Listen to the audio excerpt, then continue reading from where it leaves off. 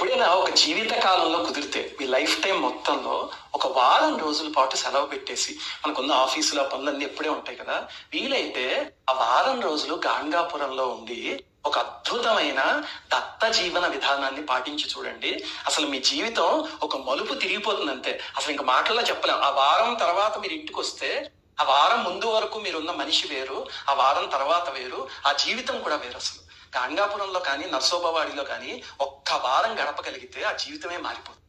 అలా గడిపినప్పుడు అక్కడ 3 ముఖ్యమైన పనులు చేయాలి. ఒకటి ఏమిటి అంటే, అక్కడ 7 రోజుల పాటు నిద్ర చేసినప్పుడు గురుచరిత్రని సప్తాహ పారాయణ చేయాలి. ఏ రోజుకి ఎంత చదవాలో మీకు ఇదివరకు చెప్పాను కదా.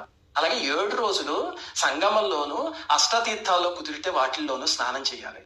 3వది దత్త భిక్ష చేయాలి. ఈ 3 కానీ చేసి మీరు గంగాపూర్లో చాలా పవిత్రంగా ఒక వారం రోజులు గడపండి. దుష్కరమైన సరే కరిగిపోవడం చూస్తారు.